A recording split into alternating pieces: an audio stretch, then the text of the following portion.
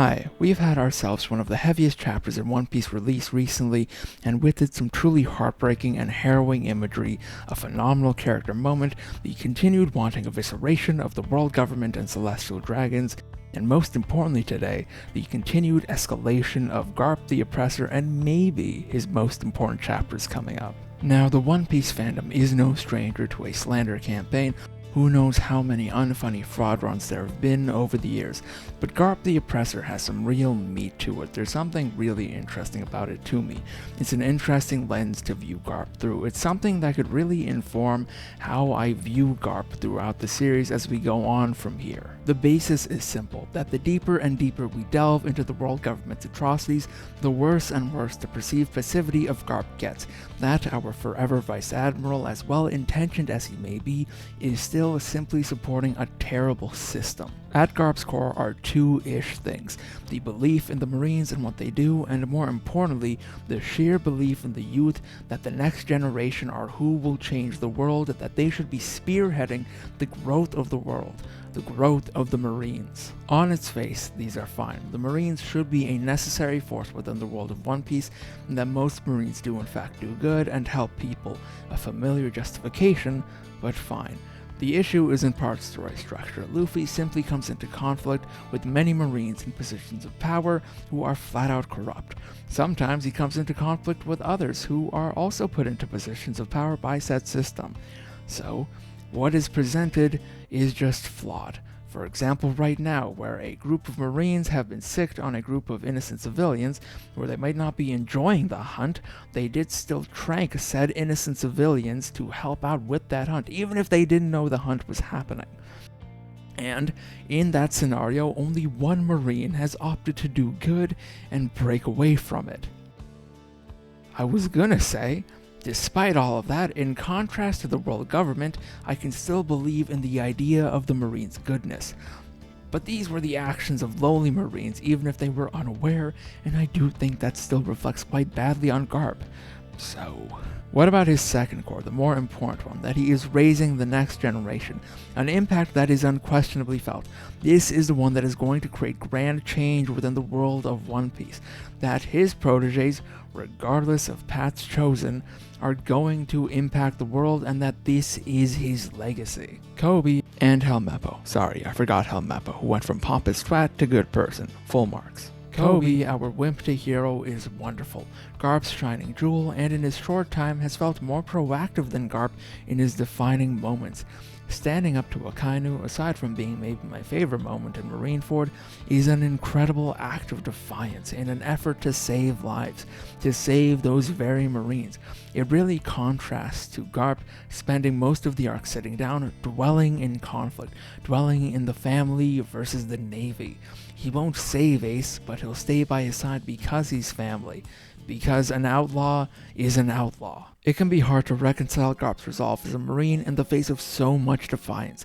Kobe in the face of death, Jinbei who just outright refused the call and was thrown into the 6th level of Impel Down, never to be seen again, and then refused it again while he was down there, not just out of a love for Ace, but to stop this war. Was it a good plan? Not particularly, he would have just died. But sitting down there was still more effort than Garp sitting up there. Garp says something I think is pretty emblematic of who he is in the story. This is after he reaffirms his Outlaws Deserve No Mercy stance to reassure Sengoku that he won't do anything. Garp says, "If I were going to do something, I'd have done it a long time ago," which I think is a pretty poignant statement on his life. Garp carries so much anger and regret that Ace and Luffy never became naval officers, but he left there raised into a bandit and a village that Shanks pretty clearly has a lot of emotional attachment to. I'm not saying he could have prevented them from becoming pirates, but he never really made an active effort to do so. When we get to Luffy confronting Garp, one of his defining moments is being passive, taking that shot to the face, giving Ace a chance even if it's through him and not with him. It's a great but difficult tragedy to reason with. How can Garp possibly stand by as Ace accepts what'll happen to him, win or lose, when later he's so overwhelmed by the outpouring of emotion, of love sent towards him, that he no longer wants to die? You ask yourself how he could accept this all. How deep do these ideals go? What could possibly drive his beliefs so intensely? And those feelings only bubble over when it's too late, when Ace is killed in front of him and in front of Luffy. And whereas he spent the entire arc sat down voluntarily, now he's being forced to. Garp spent the arc struggling with this, and it simply amounted to travesty. That youth he believed in so deeply, one he sorta raised, is gone. I don't believe he thinks Ace is a flat-out bad person. An outlaw is a messy statement, yes, but I do believe he's capable of accepting the good pirates like Whitebeard just flat-out do. But that the Marines have to be capable of representing that. That pirates are just too volatile a presence as a whole to do so. And this isn't a flaw that the story just forgives. We see that when Dadan confronts him, who's certainly more than just an outlaw. Your job always came before your family. That more than anyone, Luffy is hurting. That more than anyone, she's on Luffy's side. Is the answer to this that Garp is in the wrong? That everything he did ended in tragedy? I sort of lean to it.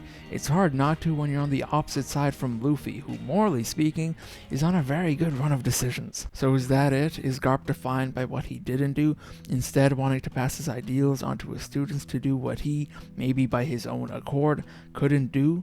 That could both support and detract from what I believe to be the biggest question when it comes to Garp. There was almost 40 years between Cod's Valley and now. I've sort of stumbled into a greater appreciation of Garp while writing this, so going into the flashback and those decades in between, I come into it with a sort of cautious optimism. We just don't know a lot about Garp during this era. He is seemingly entirely defined by his obsession with Roger and no one else. We do not know how he feels about anything else. His one conversation outside of that context is about how he wants giants because they're strong, which would make Harold incredibly depressed. So right now we're all just sort of stuck on the prayer that Garp sees what's happening and does something. Anything to defy the celestial dragons. Personally, my only real concrete guess is that in a confrontation with Dragon, he once again let the sun go past by him to do what's right, hopefully without having to get punched in the face to do so. But it's those decades after God's Valley that I am just so stuck on, because Garp has to have seen the atrocities being committed. I don't even want to operate in a context where he doesn't, because it would piss me off. What we need is a very strong through line for the Garp from then to the Garp of now. We need to understand what triggered this passivity, what he is at this moment. Was it immediately after God's Valley? Was it after Roger died? Was it after Roger turned himself in, thus ending this cat and mouse chase on his own terms? We don't know that yet, and I'm also guessing we don't get that yet anyway. We need it because Garp is too capable. One Piece is not a world where the individual cannot have an impact, it explicitly is. Garp raised some of them. He is more than capable of causing a shift should he defect, and that is where we come back to Garp the Oppressor. Garp was the youth. The Celestials still had slaves. I need better answers and reasons. I need a better reason for why he didn't become an admiral, because the trade-off of the potential impact, the open impact he'd have as one, is worth the trade-off of having to mouth off to the world government. The impact on the next generation is certainly felt, but that clearly took decades to get to, and in terms of changing the Marines from within the Marines, we're only sort of starting to make a dent on that, assuming he is in fact in charge of Sword. Also a very quick sidebar, I hope Aokiji isn't a part of Sword and doing what he's doing of his own accord. It's just in our current inability to see the future, that between what Garp saw at God's Valley and now, that those events didn't really make a proactive man out of him.